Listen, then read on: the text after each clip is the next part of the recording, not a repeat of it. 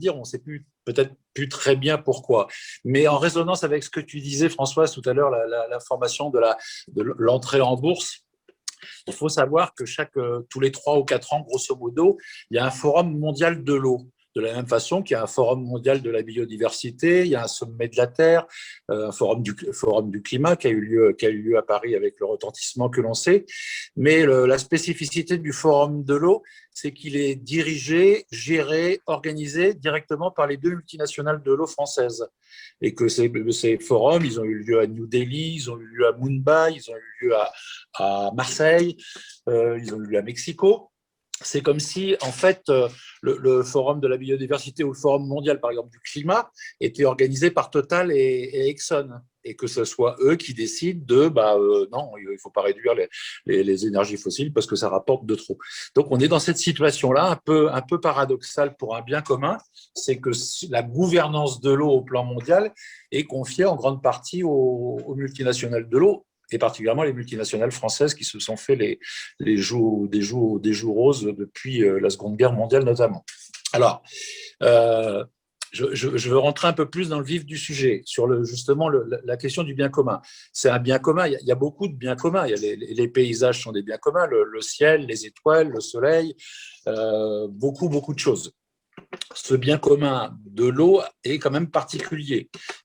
Pour moi, il a 3 caractéristiques particulières. La première, c'est que on peut se passer de paysage, hein, mais on ne peut pas se passer d'eau. Et toute la vie, tout le vivant dépend de l'eau. S'il n'y a plus d'eau, il n'y a plus de vivant, il n'y a plus de vie. Et nous-mêmes, si on arrête de boire de l'eau pendant 3 jours, on meurt. C'est dire que ce bien commun-là est lié à un droit fondamental, celui de vivre. Et d'ailleurs, c'est seulement il y a quelques années que l'ONU a reconnu comme un droit fondamental le droit à l'eau. Seulement il y a quelques années, c'était à l'initiative du président de la Bolivie qui avait mené des gros combats dans ce domaine. La deuxième chose que je veux dire sur ce bien commun, c'est que ce qu'il a de particulier, outre le fait qu'il est vital, toutes les eaux du monde entier communiquent. Bah oui. Et par exemple, si Renault, que je vois, se conduit mal vis-à-vis de la Marne, je sais pas, il jette des détritus dans la Marne, il se comporte très mal vis-à-vis des gens qui habitent la Seine, mais aussi qui habitent la Manche et aussi qui habitent l'océan Atlantique, hein, et ainsi de suite. Si bien que ce bien commun, il nous relie vraiment tous les humains, tous les vivants sur la planète Terre, et qui nous oblige donc à un devoir de solidarité, d'attention aux autres. Et puis la troisième caractéristique que je vois, moi, que j'aime bien défendre autour de l'eau, c'est de rappeler que c'est toujours la même eau. La nature fabrique pas d'eau, hein. Et on n'en fabrique pas. Toute l'eau que nous consommons, que nous buvons, que nous rejetons, que ce soit dans l'évier, dans les toilettes, etc., c'est toujours la même depuis le début de l'histoire de l'humanité.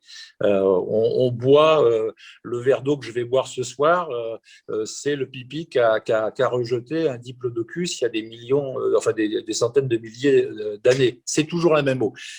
Et donc, on a un devoir vis-à-vis de ceux qui vont suivre, pas seulement de ceux qui sont là, mais de nos enfants, de nos petits-enfants, de la protéger pour leur laisser en bon état. Donc, c'est ce qui fait que c'est un bien commun quand même très, très particulier.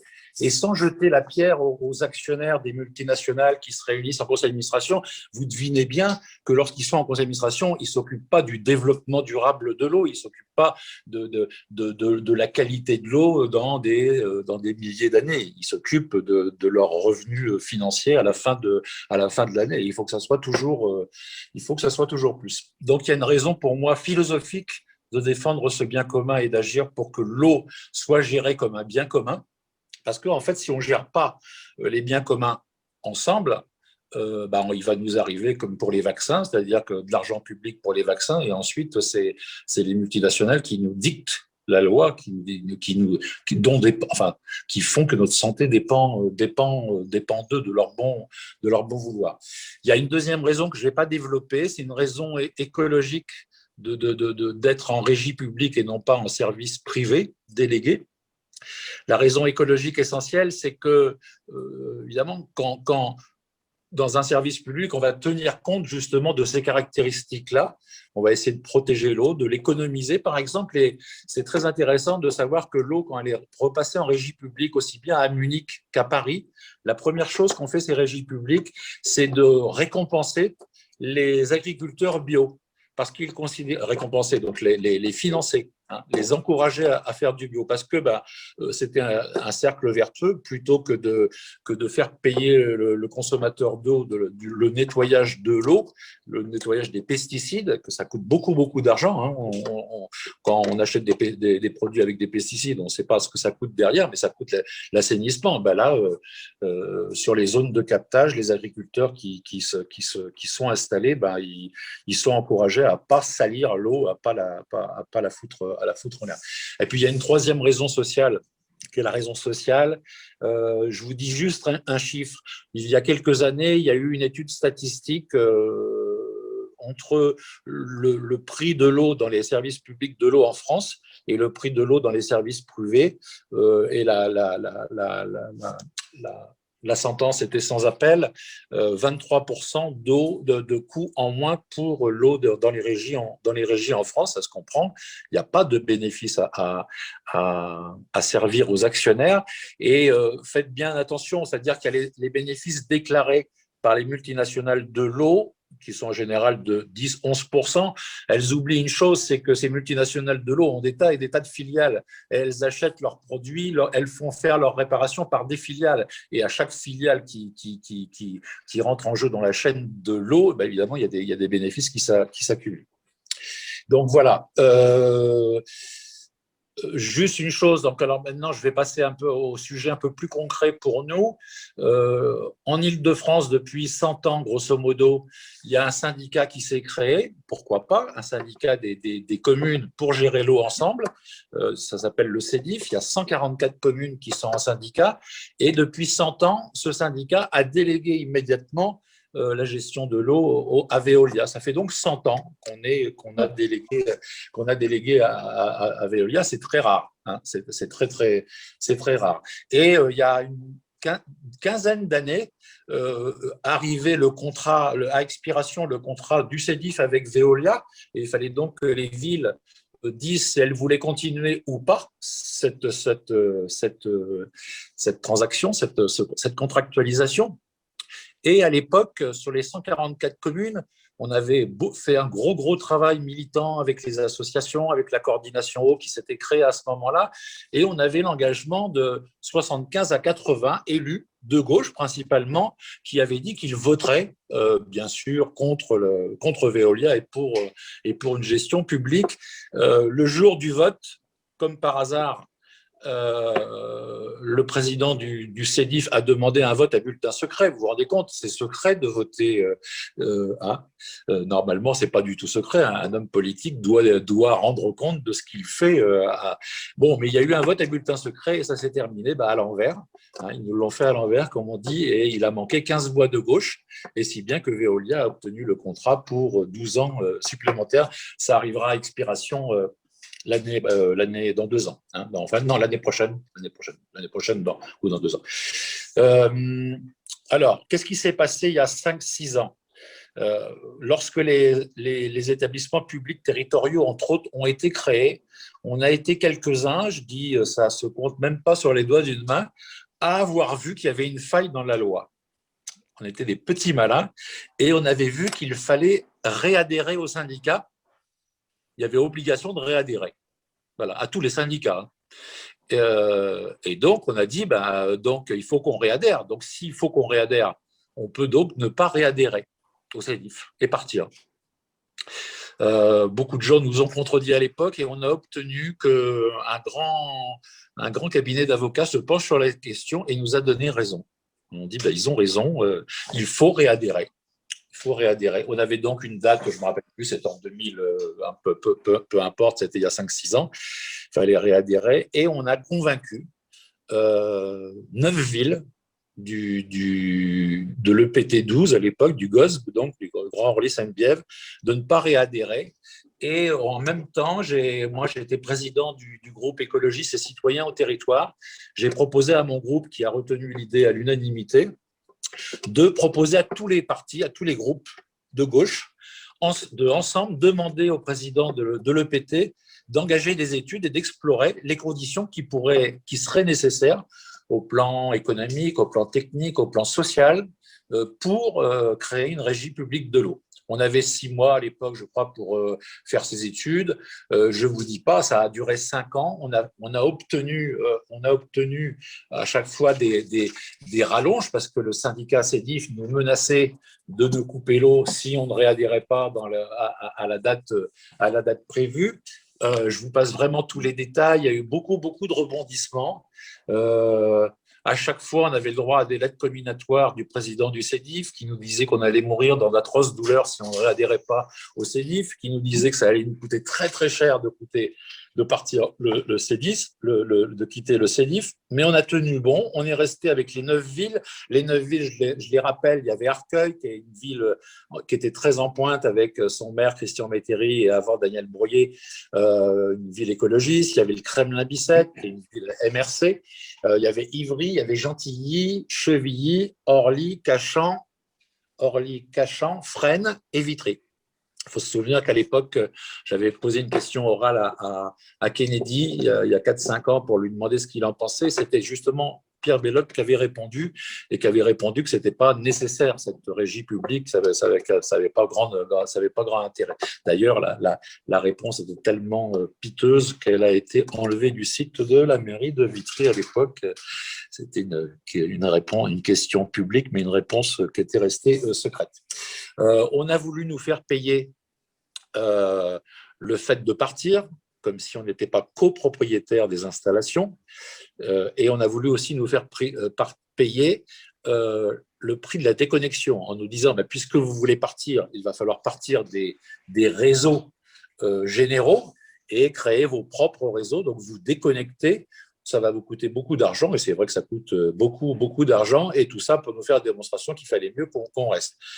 On s'est fait entourer, on a tenu bon, on a fait attention à tous les maires des 8 villes, on a travaillé vraiment en coopération pour tenir bon ensemble et pour continuer à explorer les choses.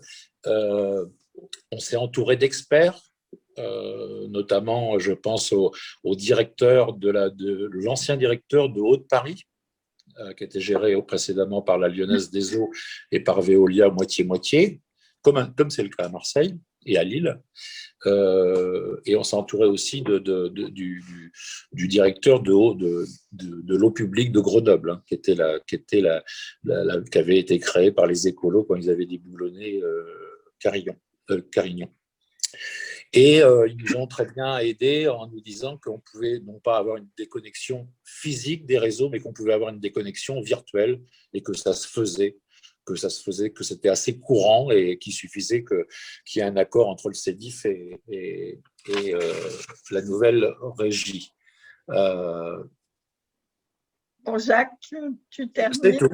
Voilà, j'ai planté un peu le décor. Laurence dira un peu où on en est là aujourd'hui, puisque c'est elle qui est conseillère territoriale maintenant et que moi, je ne le suis plus, même si je suis un peu avec beaucoup d'intérêt la chose, puisque au bout de 5 ans, on a quand même remporté une belle victoire, c'est qu'on n'a pas réadhéré au CEDIF et qu'on est en train d'explorer encore plus concrètement le fait de créer une régie, comme il y a plein de régies, comme tu l'as dit, Françoise, qui se sont créées ces derniers temps.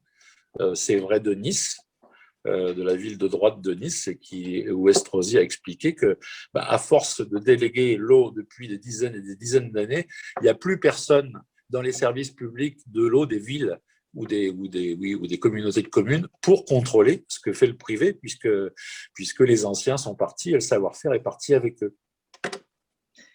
Merci beaucoup Jacques pour ce tour d'horizon extrêmement vaste sur l'eau. Donc, sur la conclusion, donc l'eau n'est pas une marchandise comme les autres, mais c'est un bien commun. Bien retenu ce point.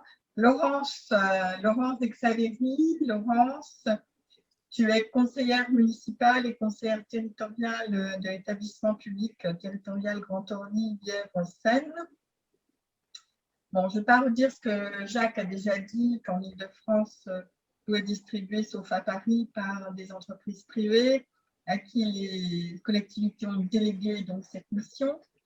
Donc, comme le rappelait Jacques, 9 des 18 communes et établissements publics dont tu es conseillère ont décidé de quitter CEDIF et Veolia pour créer une régie publique de l'eau. Peux-tu nous dire, Laurence, où en est ce projet ambitieux qui concerne Vitry et 8 autres communes dont les noms ont été cités par Jacques? Voilà. Oui, bonsoir. Je vais peut-être les renommer, les neuf villes dont parlait Jacques. Donc, Arcueil, Cachan, Cheville-la-Rue, Fresnes, Gentilly, Ivry-sur-Seine, Kremlin-Bicêtre, Orly et Vitry. Non, oui, c'est ça. Et ce qui est intéressant peut-être aussi de dire, c'est que aux dernières municipales, les majorités ont changé de couleur dans certaines villes et que, entre autres, Villejuif et puis, je crois, Choisy-le-Roi, voudrait bien, en fait, souhaiterait aussi quitter le CEDIF et peut-être encore d'autres communes. Jacques et Frédéric, il ne faut pas hésiter à intervenir. Je parle un peu sous votre contrôle aussi. Ce dont a parlé Jacques, c'est qu'effectivement, on a réadhéré, ces 9 villes ont réadhéré à l'EPT avec une date butoir qui était au 31 décembre 2020. Et malheureusement, la crise sanitaire étant survenue, effectivement, le projet de régie publique n'a pas pu avancer, si bien qu'il a fallu saisir le préfet au mois de novembre dernier pour demander le prolongement en fait, de la convention de gestion provisoire qui nous lie donc au CEDIF. Et donc, bon, a priori, le CEDIF est défavorable, donc refuse en fait de signer cette convention. Bon, ça ne nous a pas empêché d'avancer quand même au niveau du territoire par des délibérations, donc pour acter en fait dans un premier temps cette demande de prolongation avec une nouvelle date qui serait le 30 septembre 2021, donc dans quelques mois, ça va arriver assez vite. Et puis une autre délibération en fait qui permet en fait de créer un budget annexe pour financer la création d'une régie publique par le versement de la taxe sur l'eau.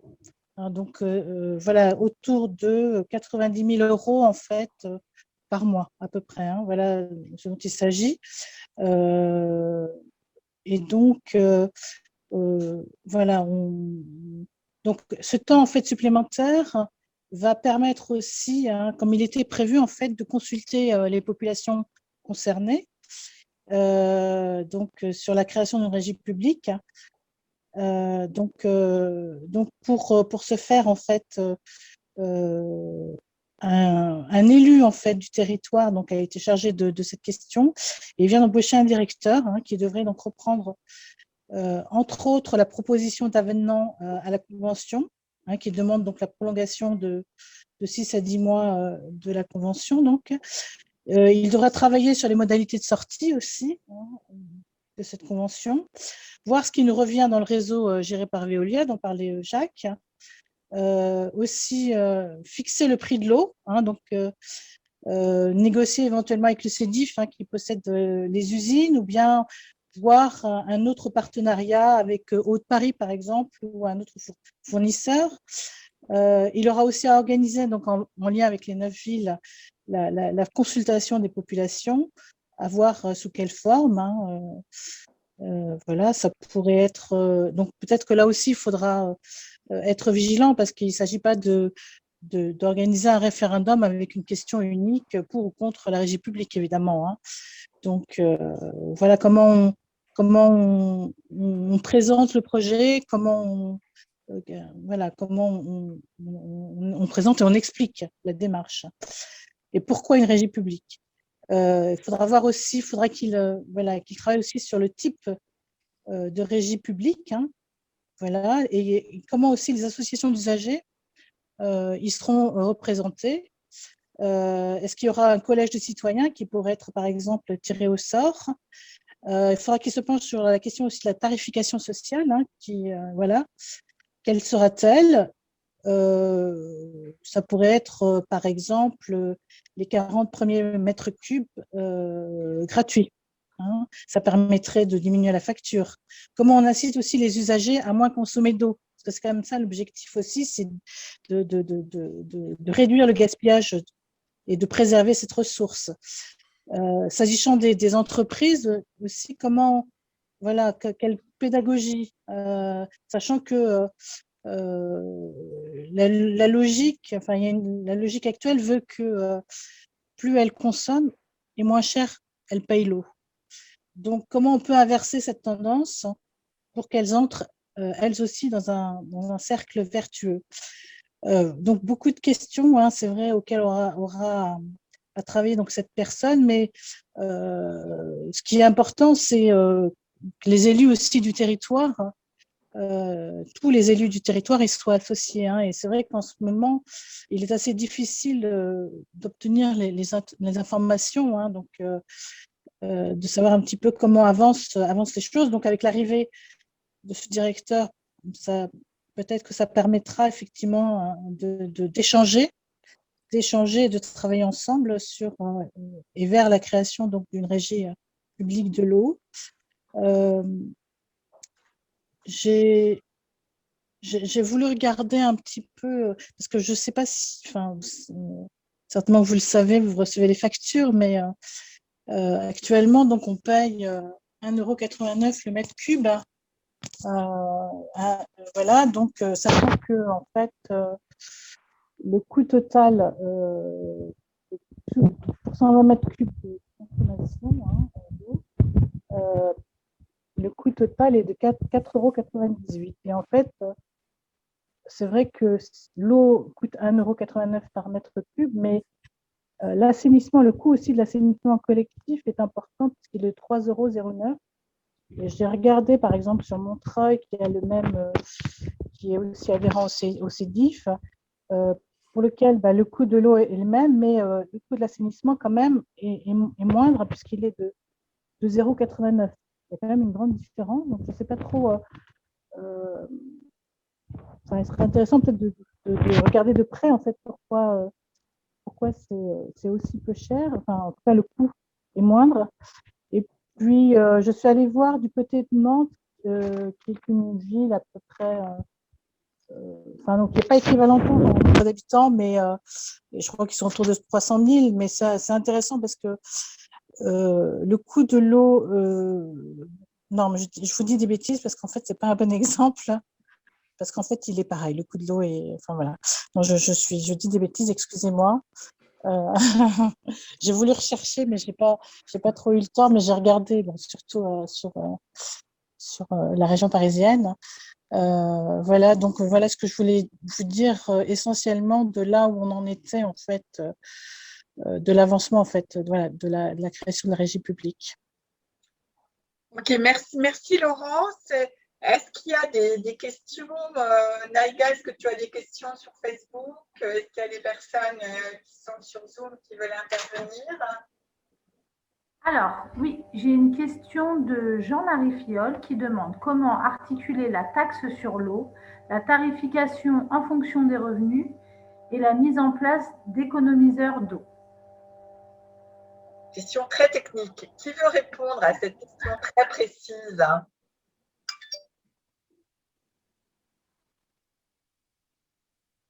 Laurence, Jacques, Frédéric? Il y a Jacques qui lève la main, qui est impatient de répondre. On va peut-être lui laisser la parole. Oh, non, je ne suis pas impatient. Non. Comment articuler les trois? D'abord, les taxes, ce n'est pas des taxes, c'est des redevances qu'on paye sur l'assainissement.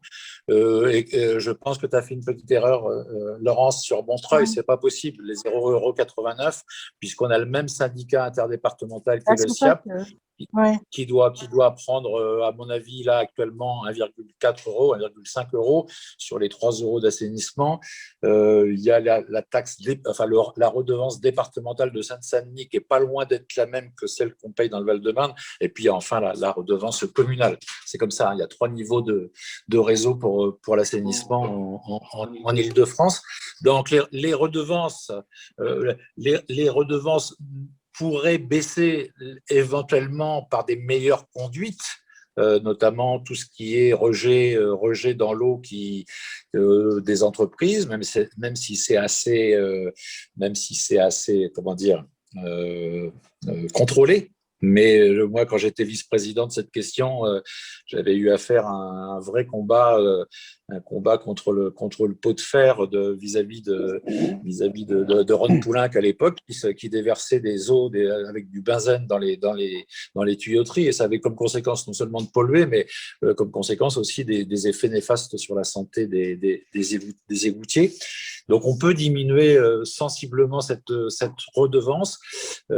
J'ai tendance à penser, moi, pour avoir mené ce combat, qu'on ne devrait pas rejeter toutes nos eaux dans les mêmes tuyaux, qu'il devrait y avoir partout des tuyaux, comme on dit, séparatifs, que les eaux usées, les eaux sales aillent soit traitées à Valenton ou dans les Yvelines, à Achères, et que les eaux de pluie soient directement traitées au plus près de la population pour être rejetées dans la Seine, dans la Marne ou dans l'Oise. Ça coûterait beaucoup, beaucoup moins cher et ça serait beaucoup moins dangereux que ces mastodontes qu'on a de l'assainissement et qui coûtent les yeux de la tête.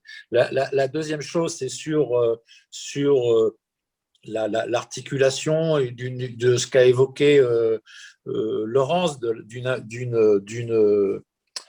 d'une taxation, enfin d'une tarification sociale. On pourrait se dire qu'il y a tant de mètres cubes, c'est plutôt 15 mètres cubes par an qui sont nécessaires aux biens fondamentaux, et cela, il pourrait être gratuit. Et puis, au fur et à mesure qu'on augmenterait la consommation, on augmenterait le prix pour arriver à l'équilibre à peu près comme aujourd'hui. Donc, il n'y aurait pas de gens lésés. Et par contre, on ferait payer plus cher ceux qui consomment énormément d'eau et qui font pas attention à leur consommation. C'est clair que depuis quelques décennies, depuis 20 ans maintenant, on consomme de moins en moins d'eau partout en France, partout en Île-de-France. C'est aussi parce que les processus industriels d'abord sont beaucoup moins consommateurs d'eau, moins gourmands. Regardez votre machine à laver la vaisselle, si vous en avez une, elle consomme beaucoup plus d'air que d'eau maintenant. C'est de l'eau, c'est de l'air pulsé avec des gouttelettes d'eau. Et puis, on peut aussi une régie, effectivement, comme l'a dit Jean-Marie, on peut avoir toute une série d'éducation à l'eau, une nouvelle culture de l'eau qui soit économe, et ça va depuis les économiseurs d'eau qu'on installe à côté de son robinet à l'éducation, l'éducation aussi bien pour la douche que la baignoire, que le brossage des dents. À partir du moment qu'on aurait une régie, on aurait une véritable éducation à une nouvelle culture de l'eau. Je dis juste un petit mot en plus, c'est qu'on se bat pour une régie publique, mais la régie publique, c'est la condition nécessaire, comme disait Pedro Aroro, mais ce n'est pas la condition suffisante. La régie publique, c'est le bras armé normalement pour avoir une gestion citoyenne, une gestion démocratique. Laurence a évoqué l'idée d'un collège citoyen. Ben oui, il faut des collèges citoyens. Il y en a un à Haut-de-Paris, il y en a un à Grenoble depuis le début. Un peu partout, en général, quand on crée des régies, on crée des organismes de contrôle qui font que les citoyens, les associations environnementales notamment, participent à la gestion de l'eau et ont leur mot à dire et normalement doivent être très écoutés. C'est vrai aussi des agriculteurs agriculteurs dans les régions les plus agricoles. Évidemment, il faut arriver à persuader les agriculteurs, notamment par la récompense, plutôt que par la punition, d'avoir des modes de gestion des sols qui soient propres, quoi. Merci Jacques. Anissa, une question. Oui, j'ai une question. Bon, Jacques, tu as répondu en partie à mes interrogations. Donc, la première, c'est effectivement, on parle de régie publique comme une panacée, mais je pense qu'il faudra vraiment être vigilant puisque une régie publique n'exclut pas la contractualisation. Même avec une régie, on comprend bien que les territoires ne vont pas tout gérer en interne. Il y aura forcément des externalisations et donc des contrats publics, des marchés publics avec le secteur concurrentiel. Donc ça, c'est une chose, être vigilant. La deuxième interrogation, c'est que c'est un sujet extrêmement technique. Et donc, comment vulgariser ce sujet de façon à ce que les citoyens s'approprient ce sujet-là et réfléchissent en connaissance de cause. Parce que c'est quand même des termes très juridiques et puis c'est très, très complexe. Donc, tu as parlé de collectifs citoyens, mais en même temps, je pense qu'il faut vraiment des outils, s'armer pour vulgariser la chose. Voilà. Ça va répondre aux questions des citoyens sur quelques sujets précis, comme ceux qui ont été abordés, le tarif de l'eau, les méthodes gratuits, la facture, est-ce qu'elle va évoluer et quelles sont les conséquences éventuelles de ce changement de mode d'organisation. Frédéric, tu as aussi une question, un mot, une intervention. Oui, moi, je voulais compléter par rapport aux questions qui ont été posées et donner deux, trois choses, peut-être explications ou en tout cas principes. Parce qu'en effet, on peut facilement se perdre sur des éléments techniques, mais la gestion de l'eau est éminemment politique. Et donc, c'est quel cap on veut donner à la gestion de ce bien commun qui est important et ça facilite la compréhension que déjà de se concentrer sur des principes. L'un des éléments, c'est que l'eau paye l'eau, c'est-à-dire que c'est les recettes qui sont engrangées par la facturation qui permettent de payer toutes les dépenses. Et ce n'est pas chaque ville qui va apporter au pot commun de l'argent au budget qui concerne l'eau. Donc, ça peut faire peur parce qu'on peut estimer que si demain, le fait que l'on divorce du STIF et de Veolia, ça ne soit surcoté, surfacturé, ça amènerait les usagers, les petits usagers à payer plus. Sauf que c'est là où intervient la question de la tarification qu'on appelle sociale. C'est qu'elle doit, et c'est là l'enjeu aussi de la citoyenneté, de s'engager dans le type de régie que l'on veut. C'est parce qu'on a tout à construire. Demain, on a tout à construire dans cette régie et on peut estimer qu'il y a des marges de manœuvre énormes pour faire baisser le prix de l'eau. Celle qui a été annoncée tout à l'heure, celle de la tarification sociale, par exemple, rendre gratuits les premiers mètres cubes qui sont vitaux à la consommation de tous les jours. C'est une manière d'appliquer à tous les premiers usagers une baisse en fait de la facture, même si le prix du mètre cube augmentait de quelques centimes. La deuxième chose qu'il faut savoir, c'est qu'on est en Île-de-France en surproduction d'eau. Et donc, la question de la régie publique, ce n'est pas de savoir si demain, à l'échelle des 9 villes, on va construire une nouvelle usine pour produire de l'eau, pour aller capter de l'eau et produire de l'eau. On en capte vraiment, je n'ai pas les chiffres en tête, mais on en capte énormément. Et il y a d'ailleurs des usines qui existent. Il y en a une pas très loin d'ici, à Ivry, pratiquement à l'entrée de Vitry, qui a été construite il y a, je crois, pas très très longtemps. Jacques, tu as plus la connaissance de cette construction d'usine là, et qui est restée sans usage parce que, en fait, on produit suffisamment d'eau actuellement. Et donc, il y a des marges aussi de manœuvre financière parce que, je regardais les chiffres cet après-midi, le gaspillage en eau, et qui n'est pas simplement sur les petits réservoirs qu'on peut appliquer à notre mince, le mot le plus simple ne me vient pas, à notre robinet, pardon. c'est d'abord commencer à savoir comment le réseau est fait et qu'est-ce qu'il gaspille. Les chiffres que j'ai retrouvés, qui sont peut-être un petit peu anciens, mais qui doivent être très proches de la réalité, c'est 10 mètres cubes par kilomètre de réseau par jour. Et on a 150 km de réseau sur Vitry. Donc, je vous invite à faire 10 mètres cubes multipliés par 150 km de réseau par jour. Ça fait, si je ne me trompe pas, 1500 mètres cubes par jour de gaspillés qui s'évacuent comme ça et qui se perdent.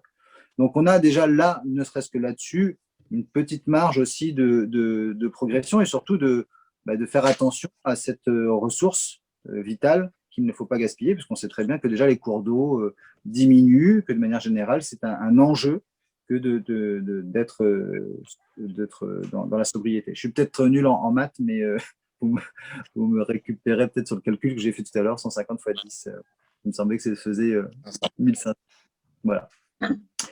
Dernière petite chose que je voulais dire, c'est que les délibérations qui ont été prises au Conseil de territoire au mois de décembre, celle entre autres du 23 décembre qui consistait à créer un budget annexe, avait aussi pour intérêt de dire que maintenant, à partir donc, du 1er janvier, vu qu'on n'est plus en convention avec le CEDIF, puisque le CEDIF refuse et ne veut même pas nous laisser le temps, alors le CEDIF a laissé le temps à Veolia, parce qu'ils doivent réfléchir à leur fin de contrat, qui est fin 2022.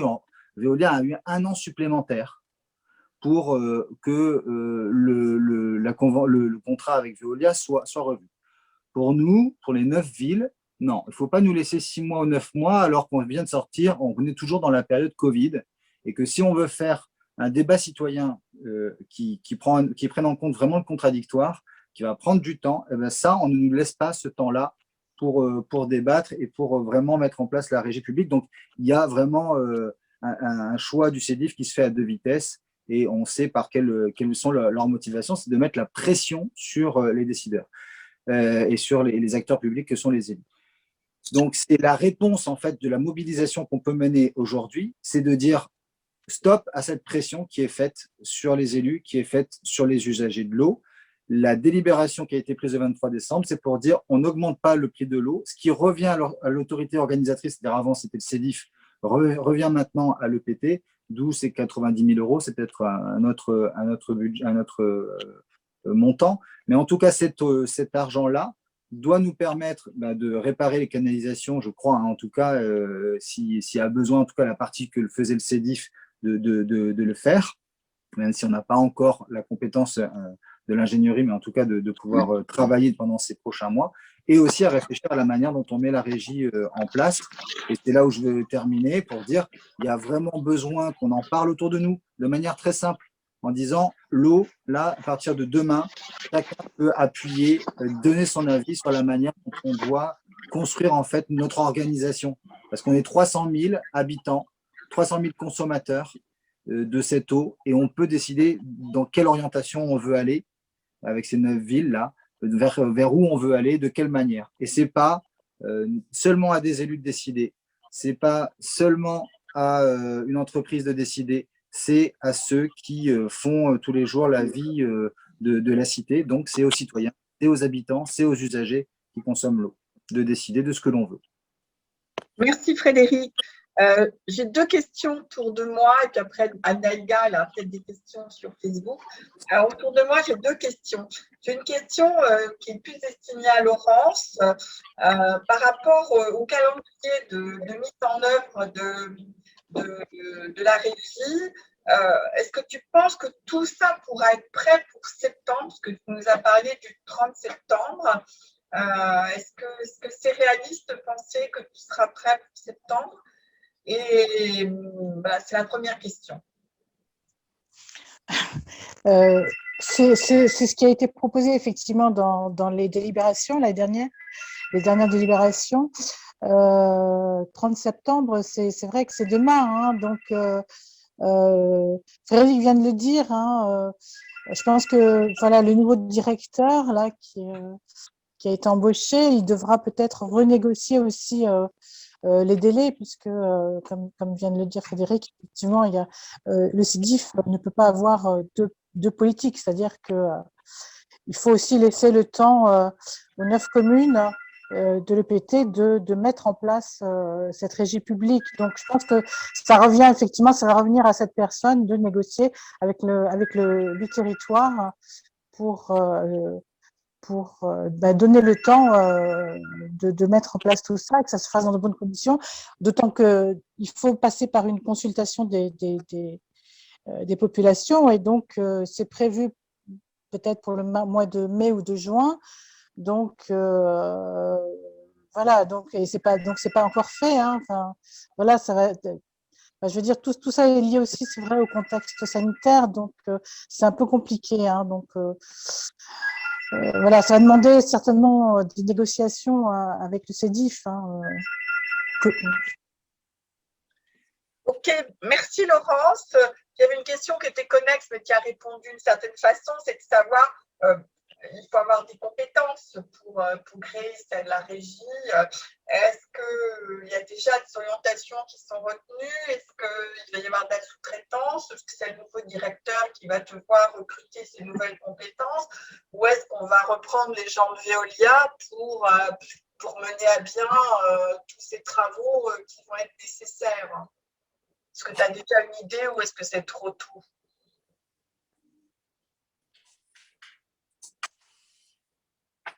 Et après. Moi, je veux bien. Vas-y, Fred, si tu veux. Non, moi, juste très simplement, des régies qui se sont créées en France, plus de 300 ces 10 dernières années, généralement, la montée en connaissance de l'ingénierie dans les services des régies s'alimente de ceux qui viennent du privé, souvent. Et voilà, je ne sais pas si Jacques, tu veux compléter. Oui, mais c'est tout. C'est la bonne réponse. C'est-à-dire que Anissa dit c'est très technique, mais c'est quand même des techniques assez basiques pour l'eau, y compris quand on veut nettoyer l'eau. Tout ça, c'est quand même des choses assez simples. Voilà. Et les savoirs, donc, sont des savoirs fondamentaux. Et les gens qui gèrent les régies publiques de l'eau ou bien des délégations de services publics avec Veolia, la Lyonnaise ou la SOR, sortent des mêmes écoles. Ils ont appris la même chose. Comme a dit Fred, c'est l'orientation politique qui est différente. C'est la façon de gérer, la façon de produire est sensiblement la même. Il n'y a pas d'exemple dans les 300 régies et bien avant encore que le mouvement soit aussi ample. Je pense à il y a 20 ans, 30 ans, ou des villes, ou 40 ans même, des villes comme Le Havre qui sont passées en régie, ou bon, plusieurs, il y a plein de villes, il y a Montsartou, etc., qui étaient un peu minoritaires à l'époque. Il n'y a aucun échec. Il n'y a jamais eu d'échec quand on est passé du privé au public.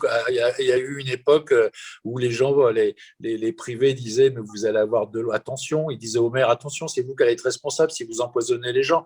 Personne n'a été empoisonné par une régie publique. Et puis ça va très vite. Moi, j'ai souvenir le maire de Neufchâteau, qui est maintenant décédé, qui m'avait raconté ça. Il avait gagné les municipales.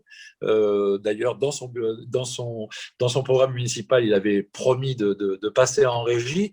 2 mois après, il était en régie et l'eau baissait de 20% parce que les salariés de la nouvelle régie venaient de l'enseigne lyonnaise des eaux. Et la première chose que ces salariés ont fait, c'est d'aller réparer les fuites parce qu'ils savaient parfaitement où étaient les fuites et ils ont réparé. Parce que là, il y avait la commande publique qui leur disait il faut économiser, alors que la commande privée leur disait laissez faire. Merci Jacques.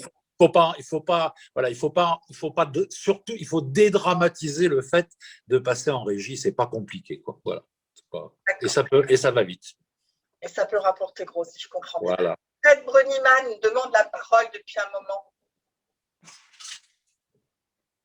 Ouais, merci. C'était super intéressant et c'est pas fini. Je voulais juste apporter à l'édifice 2 informations. La première, dans une autre vie, quand j'étais à l'international, il faut savoir qu'il y a un budget de l'eau qui est fléché vers la coopération internationale. Et ça peut être super intéressant aussi, socialement, pour aller faire de l'adduction d'eau potable dans des pays ou dans des villes où il n'y en a pas forcément, pour aider les municipalités des pays en voie de développement à mieux gérer ça. Et donc, ça, c'est une composante intéressante aussi à travailler. Et mine de rien, 0,5% des budgets qui sont brassés, ça peut faire beaucoup, beaucoup de choses. Ça, c'est le premier point. Et le deuxième point de mon expérience d'ingénieur, de cartographe, à partir du moment où il va y avoir un transfert, faites attention à bien formuler la nécessité de récupérer tous les fonds de plan, toutes les données. C'est quand même aussi le nerf de la guerre parce que le nombre de fois où on est obligé de creuser pour savoir où est-ce que ça passe, où sont les fuites, et ils se gardent bien de vous filer tout le bébé à ce niveau-là. Ils gardent l'information chez eux parce que c'est ça qui fait qu'ils sont indispensables. Et quand on doit après aller reboucher les trous ou alors aller refaire des recollements, des levées de nouveaux canalisations et des trucs comme ça, si déjà vous savez où est-ce qu'elles sont, combien ça consomme, enfin, il y a toute une partie information qui est stratégique. Donc, pensez bien à tout ça. Voilà, bonne chance pour le projet, les amis. Merci Frédéric, qui montre bien aussi l'importance de récupérer les compétences, de savoir où se trouvent les canalisations. Est-ce qu'il y a d'autres questions, Naïga? Est-ce qu'il y a des questions? Non, on n'a plus de questions Facebook. On avait juste une remarque que j'ai mise dans le clavardage de Jean-Marie qui disait que le principe du pollueur-payeur pourrait aussi financer en partie la régie et qu'il faudrait mettre la question des délais sur la table au plus vite parce que la mobilisation des citoyens et citoyennes en dépend. L'information est très souvent le point de départ du rapport de force, conclut-il. Ok. Oui, c'est ce que disait Laurent tout à l'heure, la consultation pourra être organisée au plus tôt en mai-juin sur ce point. J'avais une question par rapport peut-être à Frédéric et aux conseillers municipaux. Est-ce que c'est un sujet qui a été abordé au conseil municipal, la position du nouveau maire de Vitry sur cette question de la régie publique de l'eau? Oui, c'est un sujet qui est venu à plusieurs reprises au conseil municipal. Nous l'avions porté dans la précédente mandature à travers des questions orales. Comme l'a dit Jacques tout à l'heure, il rappelait la position un peu farfelue que nous avait faite le conseiller municipal Pierre Belloc à l'époque, répondant à la place du maire. Parce que le point de vue était de défendre une régie publique nationale. Alors ça peut s'entendre, mais quand on a une opportunité comme celle que nous avons, on fonce, quoi. On s'interroge pas trop. Il y a vraiment quelque chose à faire et il faut y aller. Le sujet est revenu sur la table au courant de l'année 2020, fin 2020. Il y a eu plusieurs processus parce qu'on arrivait à la fin de la convention avec le CEDIF. Il y a eu un vœu qui a été voté presque à l'unanimité. Il me semble qu'il y a dû y avoir deux, trois personnes qui n'ont pas voulu, deux, trois conseillers municipaux qui n'ont pas voulu participer au vote. Je crois que ce sont des élus de droite. Et donc, il y a une position qui semble assez unanime sur la volonté de passer à la régie publique. J'ai même vu qu'un journal a été distribué sur le marché, je crois, par les communistes de Vitry, qui rappelle, c'était le week-end dernier, qui rappelle la position de l'actuel maire, disant qu'il y a nécessité de passer par cette régie publique et puis surtout de s'asseoir mais en tout cas s'appuyer en tout cas sur l'avis des habitants et que ça ne doit pas être une simple question comme ça à la va-vite qui doit être posée. Et je rebondis d'ailleurs sur la question de Jean-Marie, c'est-à-dire que oui, il y a nécessité d'informer et l'étape que nous avons là aujourd'hui d'avoir ce café qui cogite qui est diffusé en live mais qui est aussi retransmis après qui est consultable a posteriori, c'est aussi une manière de vulgariser, on essaye le mieux possible les informations. Il y a un collectif citoyen eau qui s'est créé il y a quelques semaines dans lequel il y a des gens de tous horizons, qu'ils soient écologistes, qu'ils soient syndicalistes, qu'ils soient de la fabrique, qu'ils soient communistes, qu'ils soient d'associations qui s'intéressent à la question. Je connais Attaque, mais d'autres aussi sont sont partenaires de cette démarche. Et l'idée, c'est de distribuer très rapidement, dès cette semaine, puisque c'est la semaine mondiale de l'eau, un tract qui permettra de continuer à faire connaître le processus. Voilà, donc et plus nombreux seront ceux qui voudront y participer, et mieux ce sera. Je pense qu'il y a un site internet qui est en train de se constituer autour de la coordination eau Île-de-France pour faire connaître les différents collectifs. Il y a un collectif par ville sur les 9 villes de l'EPT qui vont vers la régie. Donc, vous voyez, il y a une belle dynamique qui se met en place. Et d'ailleurs, à ce titre-là, j'ai convié l'élu conseiller territorial qui est en charge de ce dossier.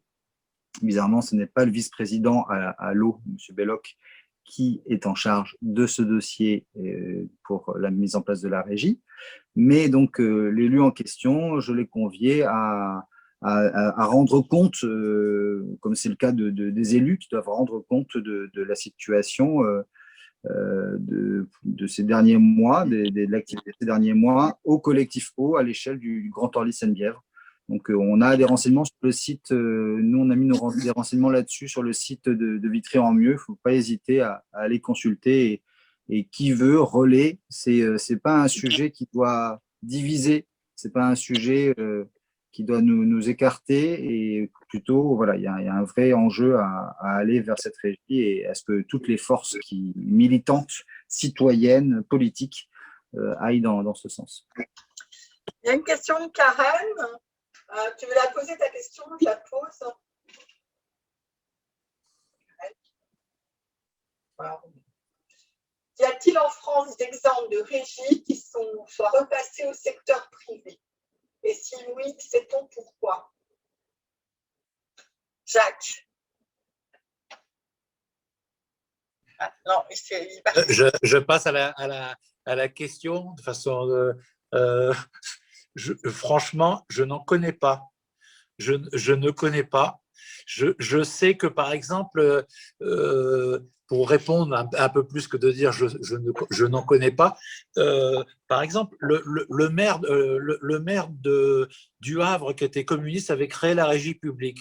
Le maire de droite qui l'a remplacé s'est empressé de dire, quand il a été élu, ou juste avant d'être élu, que s'il était élu, que s'il était élu, il resterait en régie publique.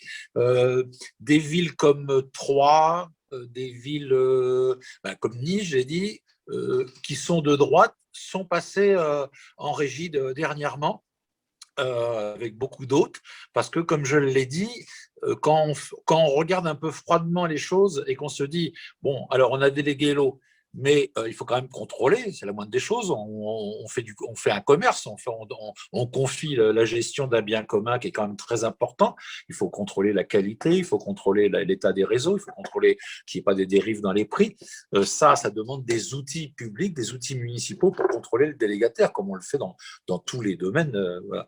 Et donc, au bout d'un moment, quand on n'a plus personne pour contrôler le privé, c'est grave, quoi. Et donc, il y a des maires de droite qui en sont venus à la conclusion. Je n'ai pas d'affection particulière pour tous ces maires de droite, mais je vois bien que, voilà. Après, il y a des maires de gauche qui ne passent pas en régie publique. On a dit, je crois que Françoise avait posé une question il y a 15 jours. Il disait quelles sont les 9 villes. Pourquoi les 9 villes qui n'ont pas suivi le mouvement? Pourquoi elles ont réadhéré au CEDIF? Pour des raisons vraiment là idéologiques et dogmatiques, je pense, d'attachement à la délégation de services publics au privé. C'était pour la totalité, 8 sur 9, je crois, des villes de droite, et il y avait une ville communiste, la ville de Choisy-le-Roi, qui avait suivi le mouvement et qui voulait rester au CEDIF. Donc, il n'y a pas de retour, non. Le mouvement est quand même général en France et dans le monde sur le fait d'aller vers une gestion publique de l'eau, quoi. Et là, à la faveur des municipales, il y a des grandes villes comme Lyon, comme Bordeaux, qui se posent cette question. Je ne sais pas ce qu'il en est à Marseille, puisque la Société des eaux de Marseille est une société, c'est moitié-moitié. Hein. Quand les multinationales n'arrivent pas à s'entendre, elles font un Yalta, elles séparent la ville en deux. C'était le cas à Paris avant aussi. La moitié, le sud de Paris était Veolia et le nord était la Lyonnaise des Eaux, ou l'inverse. Bon. Est-ce qu'il y a d'autres questions? L'intervention de Fred Brunman, je ne sais pas s'il est parti, c'était tout à fait pertinent. Il faut savoir que la loi permet à toutes les régies et les services délégués de consacrer jusqu'à 1% de leurs recettes et donc de leurs dépenses, puisque c'est équivalent, c'est équilibré, à l'action de solidarité internationale.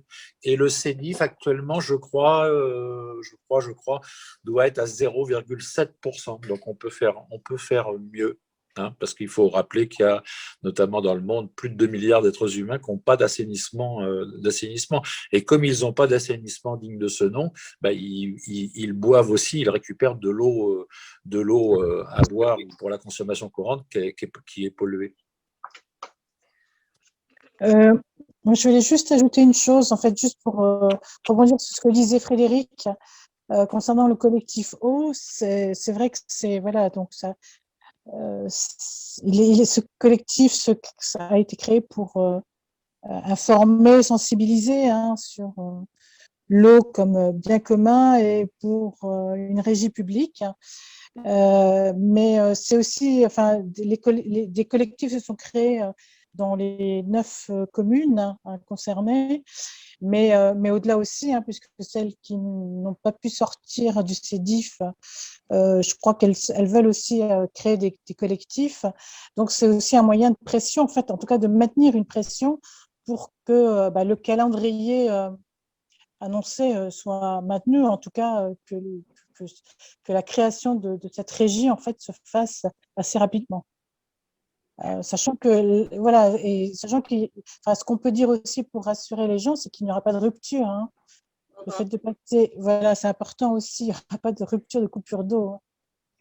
C'est quand même un point important à souligner, justement, c'est des questions que il y aura une continuité. Pas se faire, est-ce que si le projet, pour des raisons X ou Y, ne peut pas se réaliser, est-ce qu'il est possible de revenir dans le CEDIF, ou est-ce qu'on peut, par différents moyens, assurer la continuité du service de l'eau aux citoyens?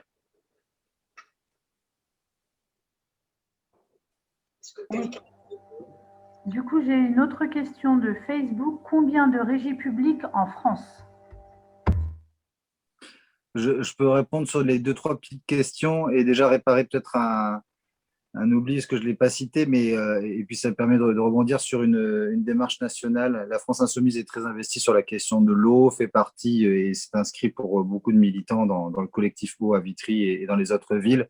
Et vous verrez sûrement passer une votation citoyenne sur la question de l'eau au niveau national qui est organisée par la France Insoumise et par d'autres partis et associations. Concernant le retour au CEDIF, c'est un avis, je crois, des 2/3 du CEDIF pour les villes qui veulent y retourner, qui veulent adhérer. Et donc, c'est assez compliqué et il faut bien se le dire, les villes qui voudraient réadhérer seraient considérées d'une autre manière que celles qui sont restées dans le giron et donc seraient mises en difficulté. L'autre sujet, c'est celui de la non-coupure, c'est-à-dire que ce n'est pas parce que la régie n'est pas créée que l'on va arrêter d'avoir de l'eau dans notre robinet. Légalement, on ne peut pas nous couper l'eau, voilà. Surtout qu'en plus, tout le monde continue à payer et continue à payer le même prix. Donc la question, c'est comment le principe de règlement est fait à celui qui distribue l'eau, et ça s'organise très bien, c'est ce qui continue à se faire. Et la dernière question dont je me souviens plus, ce que tu disais, Naïga, c'était laquelle? Le nombre de régies. Ah oui, le nombre de régies. Je disais tout à l'heure autour de 300, me semble-t-il, mais ce qu'il faudrait retenir, les chiffres qu'on peut retenir, c'est que l'eau, c'est environ 11 milliards d'euros par an, et que nous avons actuellement à peu près la moitié, entre 40 et 50%, qui est géré en régie, et le reste, donc il doit y avoir autour de Veolia, ça doit être, non, le public, ça doit être, non, c'est ça, le privé, c'est 6 milliards. Et il me semble que le plus gros, c'est Veolia. D'ailleurs, vous avez vu ce qui se passe autour de l'eau entre le rachat de Suez par Veolia. Il y a bien sûr des enjeux très, très forts de rester le premier et le seul et l'unique en France dans la gestion de l'eau, privée de l'eau. Mais c'est à peu près 300 à 400 régies et ça représente 40% à peu près de ce que représente l'eau comme au niveau financier en France. Il y a un recul du privé quand même, hein, depuis 15-20 ans, quoi.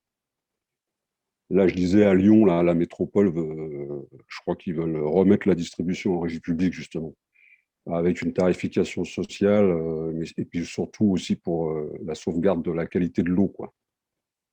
Donc, c'est plutôt pas mal, quoi. Ce qu'on peut ajouter, c'est qu'il y a 3 grands groupes qui gèrent l'eau au niveau privé en France. On les a cités tout à l'heure, on ne va pas refaire de la pub pour eux. Et par contre, quand on dit qu'il y a entre 300 et 400 régies, ça représente énormément de villes parce qu'une régie souvent regroupe plusieurs villes. Quand là, on veut créer la régie publique au niveau du GOS, c'est 9 villes. Quand on parlait tout à l'heure de Bordeaux ou de Lyon, c'est bien plus que Bordeaux actuel. Ils ont créé la régie. Il y a eu un accord pour créer une régie là, parce que la métropole bordelaise est passée à gauche. Il y a eu un accord des forces de gauche pour aller vers cette régie, et ça regroupe plusieurs dizaines de villes, me semble-t-il. En tout cas, c'est une grosse échelle. D'un seul coup, on passe à 500, 600 000 personnes qui vont être concernées par la régie. Comme là, nous, 300 000 personnes. Est-ce qu'il y a encore une question? Maïga, est-ce qu'il y a des questions sur Facebook? Non, nous n'avons plus de questions. Il y a d'autres questions? Moi, j'ai juste une remarque pour amener de l'eau au moulin, mais de penser aussi, y compris dans ceux qui devraient, au nom de leur engagement anticapitaliste, être les plus virulents combattants du retour à la régie publique, dire que les grands groupes français de l'eau, dont on cherche à se défaire, nous, sont des multinationales de l'eau qui mettent en situation de dépendance et d'exploitation et de souffrance des populations dans le monde entier, et que les grands opérateurs français à dimension multinationale font des dégâts, notamment en Afrique et en Amérique du Sud. Et donc, voilà. Si on est anticapitaliste, c'est aussi une bonne raison de repasser en régie publique. C'était un commentaire, c'est tout. Et je vais aller même un petit peu plus loin dans ce que dit Hugues. Il y a aussi la question des conditions de travail et de la reconnaissance au travail. Et quand on croit au service public, c'est une belle occasion de regagner du terrain. Et je pense entre autres aux syndicats qui ont un rôle à jouer dans le travail à mener, entre autres sur la question de vulgariser l'information et de se battre pour cette régie publique. Et moi, je dirais même plus encore, on va faire les 3 du pont sur ce qu'a dit Hugues. C'est vrai, mais ça m'amène à dire que ces 2 multinationales de l'eau qui ont la particularité d'être françaises, hein, dans le monde, du fait qu'elles ont eu l'eau, qu'elles ont kidnappé l'eau pendant des décennies et des décennies, eh ben, elles sont devenues des multinationales du transport, elles sont devenues des multinationales avec des cliniques, des centaines et des centaines de cliniques dépendent de Veolia ou de la Lyonnaise des Eaux, les pompes funèbres et tout, enfin l'environnement, etc., etc. Il y a, je ne sais plus, 140, il me semble 140 activités différentes. Il y avait quelqu'un je crois, d'Attaque qui avait fait la nébuleuse des multinationales de l'eau, et c'était vraiment très, très impressionnant tout ce qu'elle couvrait comme activité humaine. Et le fait d'être affaibli, d'ailleurs, dans le domaine de l'eau, les amène souvent à se reconvertir encore plus dans les autres domaines, quoi. Et donc, comme dit Hugues, quand on est anticapitaliste et qu'on veut une mondialisation humaine plutôt qu'une mondialisation capitaliste, c'est vraiment, il n'y a pas à tergiverser, il faut attaquer à la racine. Et puisqu'on peut au plan local, il faut le faire au plan local. Et l'idée défendue pendant longtemps par le Parti communiste d'un service public national, voire un service public mondial, c'est un peu une ineptie parce que l'eau, d'abord, elle se gère, elle se prend dans la rivière ou elle se prend dans la nappe. Et il faut la gérer. La meilleure gestion démocratique, c'est une gestion de proximité de l'eau et pas une gestion centralisée et bureaucratique. Voilà. Tu as oublié le financement des partis politiques dans leurs activités. Tout à fait, oui. Tout à fait. Ouais. Et puis, tout à fait, Renaud. Et il y a le domaine, j'ai oublié aussi une dimension très, très importante de leur activité, c'est les déchets et les incinérateurs.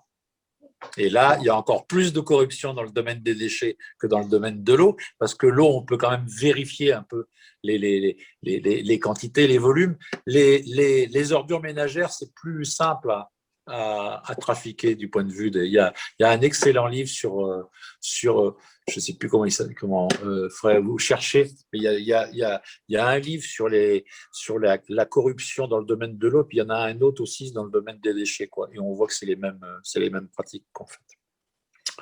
Voilà, on peut aller boire un verre de vin, et je vous rappelle que dans le vin, quand on boit du vin, on boit de l'eau, il y a 90% d'eau dans le vin. Bien, avant cette incitation à boire, pas que de l'eau, est-ce qu'il y a encore une question, Taïga? Non, plus de questions. Est-ce qu'il y a des questions? Allez, c'est bien. Ça a duré 1 heure. En conclusion, peut-être, quelles sont les prochaines étapes, Frédéric ou Laurence, par rapport au projet de régie? Vous avez parlé tout à l'heure d'une consultation citoyenne. Cette consultation, elle sera lancée à l'initiative de chaque mairie ou à l'initiative de la future régie?